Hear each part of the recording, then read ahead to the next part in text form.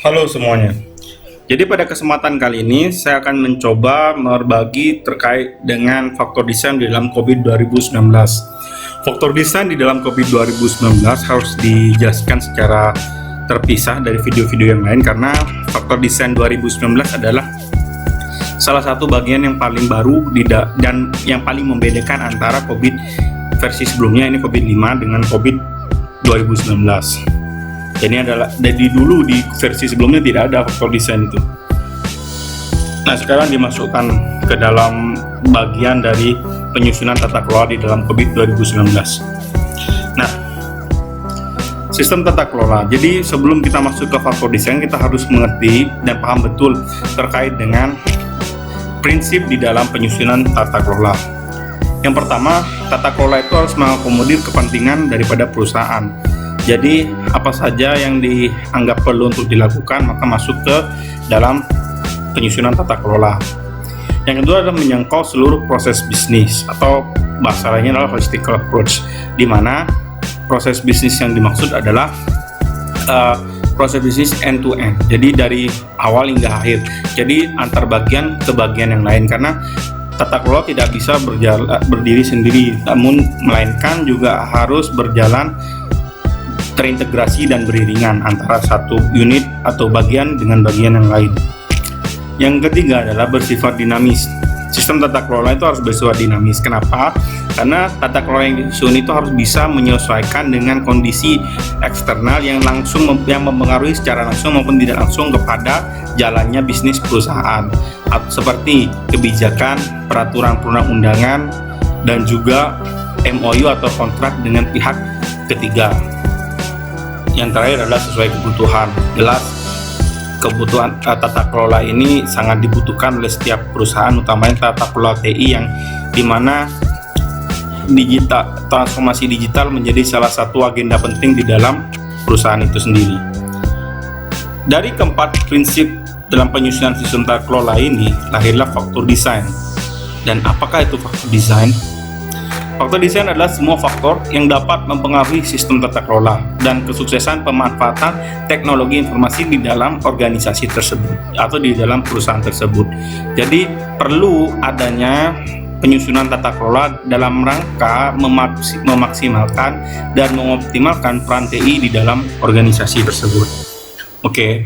Nah, di dalam prakteknya terdapat 11 faktor desain yang bisa kita lakukan penilaian. Di dalam COVID 2019, penilaian terhadap faktor desain ini dibagi dua bagian. Bagian yang pertama adalah enterprise strategi hingga INT related issues, dan yang kedua adalah trade landscape hingga nanti enterprise size. Nah, itu dia. Faktor desain pertama, enterprise strategi. Oke. Setiap perusahaan memiliki strategi yang berbeda-beda dan juga tujuan yang berbeda-beda pula. Kesamaan dari mereka adalah sama-sama ingin memaksimalkan potensi yang mereka miliki dengan memanfaatkan teknologi informasi. Mereka mengadopsi sistem yang baru, mengadopsi pendekatan TI yang paling sophisticated atau yang paling canggih, yang paling mutakhir. Nah, itu demi mencapai tujuan daripada organisasi atau perusahaan tersebut. Nah, ada 4 strategi dasar dalam penyusunan enterprise strategi, dan itu dihitung sebagai faktor di dalam meraih enterprise strategi. Yang pertama adalah growth atau acquisition. Nah, di dalam strategi ini perusahaan berfokus pada bagaimana dia menjaga pertumbuhan pendapatan atau revenue agar tetap naik. Apabila perusahaan atau organisasi ini berupa organisasi nirlaba, maka yang dikejar adalah bagaimana kepuasan para pengguna layanan itu bisa terus terjaga dengan baik, sehingga mereka masih terus melakukan terengagement dengan baik dengan kita. Nah, contohnya apa? Contohnya organisasi non-profit, yakni lembaga pemerintah. Lembaga pemerintah apakah perlu COVID-19? Ya perlu. Jadi karena mereka apalagi saat ini sangat digencar-gencarkan digital transformasi yang membutuhkan tata kelola tentunya, agar seluruh sumber daya dapat digunakan secara optimal dan sesuai dengan penggunaan. Nah, yang kedua adalah innovation atau differentiation. Strategi sederhana ini adalah bagaimana inovasi itu dapat menciptakan curug pasar yang spesifik untuk target pasar yang jauh lebih dalam atau lebih ceruk. Dan kenapa harus begitu? Karena selain melakukan ekspansi terhadap calon pengguna atau klien yang baru, kita harus menjaga hubungan baik antara perusahaan dengan loyalitas pelanggan yang sudah terjadi selama ini. Jadi itu perlu dilakukan inovasi atau pembedaan, differentiation. Harus hadirkan perbedaan. Yang ketiga adalah perusahaan berfokus pada cost leadership. Jadi strateginya adalah bagaimana perusahaan bisa melakukan pengelolaan untuk anggaran atau biaya yang dikeluarkan dalam jangka pendek. Artinya fokus pembiayaan ini biasanya terjadi pada biaya-biaya operasional. Jadi mengoptimalkan seluruh pengeluaran biaya operasional itu adalah yang dilakukan oleh perusahaan. Nah, strategi terakhir adalah bagaimana pelayanan terhadap klien atau customer atau pengguna daripada produk perusahaan atau organisasi tersebut. Nah, ini adalah bagaimana perusahaan bisa menampilkan layanan yang stabil, artinya selalu ada dan juga tersedia dengan baik. Jadi pelanggan maupun pengguna layanan atau pembeli produk itu selalu bisa menemukan apa yang mereka cari sesuai dengan yang ditawarkan oleh perusahaan. Oke, itu untuk enterprise strategi. Dan yang kedua adalah enterprise goals. Ini perlu dipahami bahwa untuk enterprise goals kalian harus bisa memahami terlebih dahulu balance scorecard, karena faktor atau indikator atau reference daripada enterprise goals ini berdasarkan dari analisis balance scorecard, yakni finance, customer, internal, dan growth. Nah, secara umum terdapat 13 kriteria yang ada di dalam enterprise goals. Yang pertama adalah produk yang dapat bersaing dan layanan yang memuaskan, dan yang kedua adalah manage business risk, artinya pengelolaan terhadap profil risiko bisnis yang sering muncul, serta yang ketiga adalah compliance with external law dan regulation. Itu maksudnya adalah kebijakan yang harus selalu mampu menyesuaikan dengan peraturan dari pihak eksternal seperti peraturan pemerintah, kontrak kerja, dan pihak ketiga lainnya. Dan yang keempat adalah bagaimana perusahaan itu bisa menghasilkan pelaporan keuangan. Yang kelima adalah budaya kerja yang selalu berorientasi pada peningkatan layanan, kepastian dan keberlanjutan daripada bisnis dan layanan yang ditawarkan perusahaan. Dan yang ketujuh adalah kualitas dalam pengelolaan informasi. Hal ini penting karena informasi yang disampaikan itu harus disampaikan ke publik secara akuntabilitas dan dapat dipertanggungjawabkan. Yang kedelapan adalah mengoptimalkan fungsi daripada bisnis proses yang ada di dalam organisasi, yakni lebih kepada bagaimana peran dan fungsi unit kerja yang ada di dalam organisasi, baik itu bentuknya bidang atau departemen atau sisi yang biasa dibentuk, itu dapat berperan dengan baik dan memberikan dampak yang signifikan terhadap pencapaian tujuan perusahaan ataupun organisasi. Selanjutnya adalah mengoptimalkan biaya dalam kaitannya dengan menjalankan proses bisnis. Jadi perusahaan harus senantiasa bijak dalam pengaturan penganggaran, lalu kemudian kegiatan pembayaran yang sekiranya tidak penting jangan dilakukan pembayaran. Kira-kira begitu. Terus kemudian staff skill, motivation, and productivity ini lebih kepada bagaimana indikator ini berorientasi pada kemampuan individu, motivasi karyawan dalam bekerja, dan produktivitas kinerja daripada karyawan itu sendiri. Kemudian adalah ke-11 penyusunan kebijakan internal, dan yang ke-12 pengelolaan transformasi digital di dalam organisasi, dan yang terakhir adalah inovasi terhadap produk layanan. Enterprise goals yang kedua ini sebenarnya menyokong penuh daripada enterprise goals yang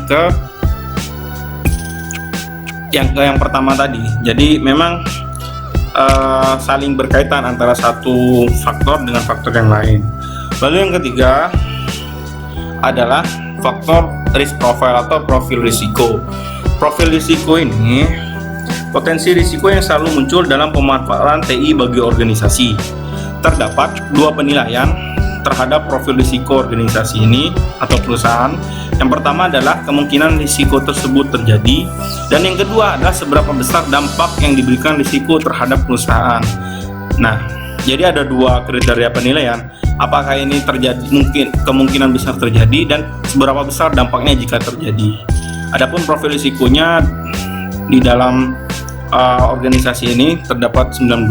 Yang pertama yakni manajemen siklus dan program yang dipakai, seperti hanya penyesuaian dan juga investasi yang dikeluarkan. Yang kedua adalah anggaran dalam penggunaan TI. Yang ketiga adalah keahlian dan kemampuan dalam penggunaan TI. Kemudian arsitektur TI yang digunakan. Jadi semuanya berhubungan dengan TI ya. Jadi profil risiko yang muncul adalah profil risiko yang bisa ditemui ketika perusahaan tersebut mengadopsi suatu sistem atau memanfaatkan TI di dalam organisasinya. Yang selanjutnya adalah SOP dalam pemanfaatan TI. Kemudian yang selanjutnya adalah risiko dalam pengadopsian perangkat lunak. Yang selanjutnya yakni yang ketujuh adalah kejadian-kejadian yang tidak diinginkan yang terjadi pada suatu kejadian aksi, misalkan login yang tidak tepat user, kemudian akses yang tidak boleh diberikan namun dapat diakses. Nah, itu semacam itu. Kemudian yang ke-8 adalah pengadopsian perangkat lunak. Yang ke-9 adalah kejadian yang tidak diinginkan yang terjadi pada perangkat keras. Kemudian yang ke-10 adalah kesalahan adopsi terhadap perangkat lunak yang dibeli. Kemudian yang ke-11 adalah logistical attack, ini yang maksudnya serangan yang bisa dimungkinkan baik dari hacking maupun adanya malware di dalam di dalam suatu aplikasi. Dan 12 adalah risiko yang timbul karena hubungan kita dengan supplier atau pihak ketiga yang kita kontrak atau adanya MOU terkait dengan pengelolaan atau pengadaan yang berkaitan dengan TI. Dan yang ke-13 adalah non compliance, ini kebijakan teknis yang tidak diakomodasi ternyata dari adanya pemanfaatan TI. Seringkali kan memang inovasi itu berjalan langkah di depan aturan. Jadi maka dari itu perlu adanya penyesuaian, dan itu termasuk ke dalam profil risiko yang bisa muncul di dalam pemanfaatan TI. Yang ke-14 adalah isu sosial dan politik. Yang ke-15 adalah industrial action, ini lebih kepada aksi mogok karyawan atau hal yang dapat menghentikan operasional perusahaan. Nah, ini biasanya seringkali disebabkan oleh SDM yang protes atau bagaimana, ini biasanya terjadi di sini.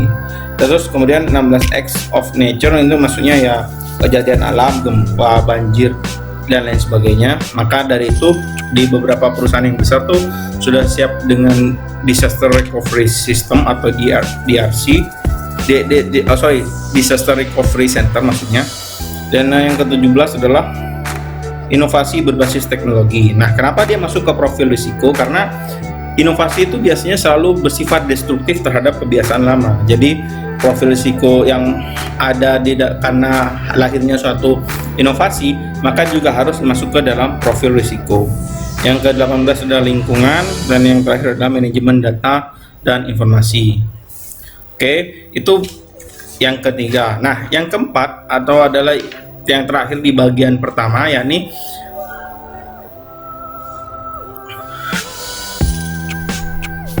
INT related issue. Nah, apa itu? Jadi seluruh isu-isu yang berkaitan dengan asesmen yang bisa dihadapi atau bisa dihadapi oleh penggunaan atau pemanfaatan TI. Nah, biasanya dia berhadapan dengan bagaimana penolakan, isu-isu penolakan terhadap atau resistensi dari unit atau departemen tertentu kepada adopsi teknologi yang dilakukan. Kemudian kegagalan bahwa TI yang sudah didesain dari awal itu biasanya tidak sesuai dengan requirement atau kebutuhan yang sebenarnya di lapangan. Itu seringkali masuk ke dalam isu-isu yang isu di dalam perancangan dalam sistem. Maka dari itu juga perlu dilakukan penilaian terhadap related isu yang ada di dalam organisasi. Itu yang intinya yang ada di faktor 4, yakni related issue.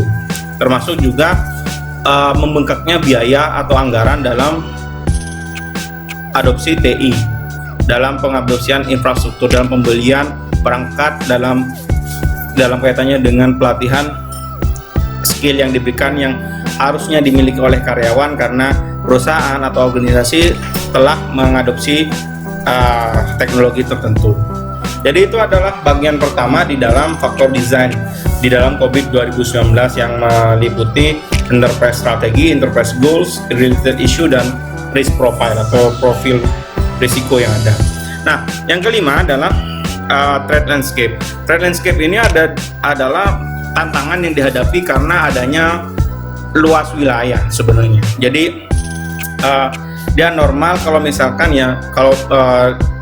sebenarnya tidak terlalu terganggu. Jika normal, jika high, maka perusahaan atau organisasi dianggapnya sangat terganggu jika misalkan ada isu politik dan sosial yang berhembus di masyarakat, dan itu memberikan dampak bagi proses bisnis, bagi target revenue atau pendapatan yang sudah dicanangkan sebelumnya. Oke, itu faktor kelima, threat landscape. Dan faktor keenam adalah compliance requirement. Itu lebih kepada bagaimana regulasi dibuat. Jadi misalkan nih, jika ada compliance, ada perubahan terhadap ada kebijakan, dia akan bernilai low jika kebijakan tersebut tidak memberikan dampak signifikan terhadap organisasi. Yang dia akan lalu kemudian ada normal compliance requirement. Itu artinya adalah jika misalkan kebijakan yang dibuat atau diberikan itu melibatkan hubungan antar industri itu jadi berbeda. Misalkan saja yang akan kita lakukan penyusunan tata kelolanya adalah perusahaan yang berbasis consumer goods, artinya itu perusahaan ini berbasis untuk bisa menghasilkan produk-produk yang siap pakai. Nah, sementara produk yang siap pakai, misalkan kita berbicara biskuit itu dia punya industri lain yang berhubungan secara langsung, yakni bahan baku produk untuk membuat biskuit tersebut. Nah, itu jika kebijakan itu memberikan efek, maka itu masuk ke dalam normal compliance. Dan high compliance misalkan memang jika itu langsung memberikan dampak yang cukup besar terhadap perusahaan. Misalkan ini terjadi karena misalkan industrial sector or geopolitical condition. Jadi kondisi isu sosial dan politik yang tidak stabil itu membuat suatu perusahaan atau organisasi itu rentan kondisinya. Oke. Nah, yang ketujuh adalah role of IT. Role of IT ada 4. Role of IT sebenarnya menilai sejauh mana sebenarnya IT itu digunakan di perusahaan. Jika ia masuk ke dalam cuman sebagai bagian untuk membantu misalkan hanya sebagai support, yang masuk ke level support.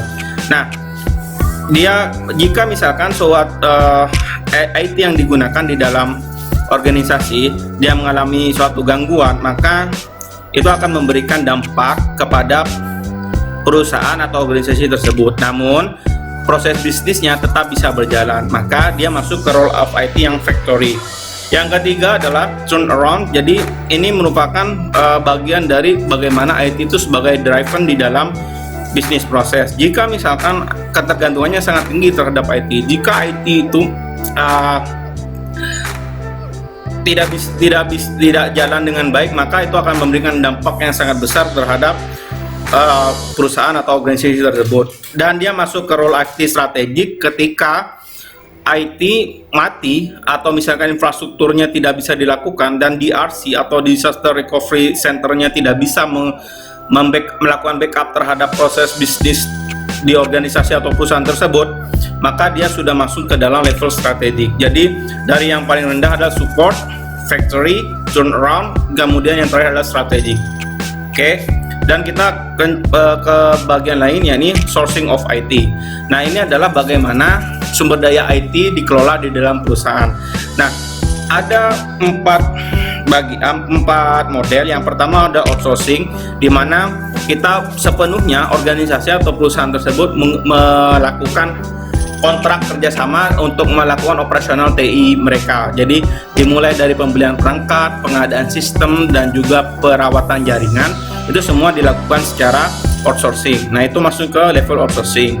Yang kedua adalah level cloud. Level cloud berarti perusahaan atau organisasi dia melakukan hosting atau juga tidak mengeluarkan budget terlalu besar untuk menyiapkan infrastruktur, namun kemudian memanfaatkan layanan cloud dari pihak ketiga. Yang ketiga adalah insource, yang ini seluruh kebutuhan TI dimulai dari konfigurasi jaringan, pengadaan sistem, semua dilakukan secara mandiri, itu masuk ke dalam kategori insource. Dan yang keempat adalah hybrid. Jadi hybrid itu adalah campuran antara bagaimana tadi baik cloud maupun outsourcing dengan insource. Jadi misalkan saja dalam pengadaan sistem kita perusahaan tersebut membentuk divisi IT untuk melakukan coding terhadap program yang dibutuhkan, sementara infrastruktur jaringan dan juga server itu dilakukan oleh pihak ketiga, dalam hal ini cloud. Jadi itu masuk ke dalam hybrid. Nah, faktor yang ke-9 adalah IT implementation method, di mana ada 4 seperti halnya yang sebelumnya. Yang pertama adalah agile. Agile itu berarti organisasi IT-nya di dalam perusahaan tersebut atau di dalam organisasi tersebut, unit atau departemen yang membidangi TI itu sudah sangat mature, artinya sudah sangat disiplin, sudah sangat dewasa, dan bisa melakukan perubahan terhadap dapat menyesuaikan terhadap perubahan yang terjadi. Yang kedua adalah DevOps. Jadi DevOps ini lebih kepada bagaimana software pemisahan hampir sama seperti Agile, tapi namun lebih kepada kalau Agile tadi bisa menyesuaikan terhadap perubahan, nah DevOps ini dia harus melakukan sedikit perombakan terhadap tim, terhadap cara pengembangan dan juga penambahan modul di dalam aplikasi atau sistem yang sudah ada. Kemudian tradisional ini masih menganut waterfall method dalam pengaplikasiannya. Jadi dimulai dari perencanaan sampai nanti pada evaluasi dan penyerahan sistem itu dilakukan secara subsequent. Jadi dari berurutan dari langkah perencanaan, kemudian pemenuhan kebutuhan, dan juga pengembangan produk hingga nanti uji coba dan diserahkan kepada unit atau juga perusahaan tersebut. Dan kemudian yang terakhir adalah hybrid. Hybrid adalah kombinasi antara tradisional dan juga modern IT, seperti misalkan waterfall tapi juga dikombinasikan dengan agile. Jadi agile itu kan biasanya terdiri dari banyak metode, banyak bagian hingga sampai nanti di sprint. Nah, mungkin di sprint itu juga bisa diadopsi juga metode tradisional di dalamnya, atau menggunakan waterfall di dalam langkah pengembangan aplikasi tersebut. Dan yang terakhir adalah enterprise size, atau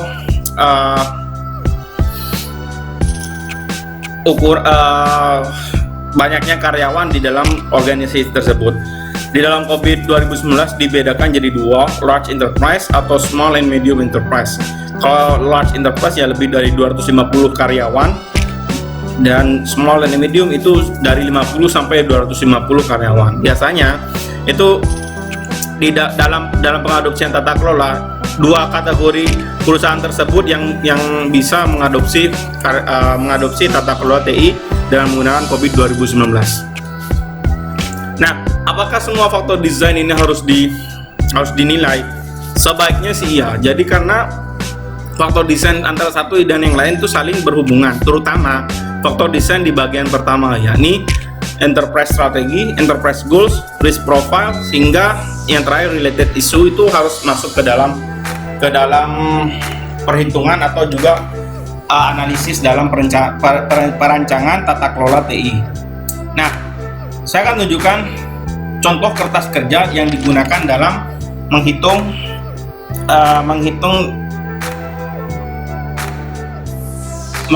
faktor desain di dalam COVID 2019. Jadi seperti ini desain faktor. Yang pertama adalah desain faktor enterprise strategi. Nah di sini ada spider chart yang menampilkan nanti seberapa mature kita di dalam penentuan faktor desain tadi. Nah kemudian kita diisikan angkanya berdasarkan hasil survei yang kita buat kuesionernya. Jadi penyiapan kuesioner itu juga penting. Kita lihat dari DF1, DF2, desain faktor 2, kemudian desain faktor 3, kemudian desain faktor 4. Nah, kemudian akan diberikan hasil seperti ini. Ini adalah penentuan objektif terhadap objektif TI di dalam COVID 2019. Kita bisa pilih yang paling tinggi atau sesuai dengan pimpinan yang akan menentukan apakah kita akan melakukan pengukuran terhadap maturity semua objektif atau hanya sebagian yang bernilai misalkan 100 atau lebih dari 85. Itu sesuai dengan hak prerogatif karyawan. Nah, kertas kerja ini dapat kalian dapatkan di ISAKA, langsung bisa bayar ke website resmi COVID 2019 untuk pembantuan analisis atau kepentingan yang lain. Misalkan ingin tahu form kuesioner dan lain sebagainya, silahkan bisa kirim email di deskripsi video di bawah ini.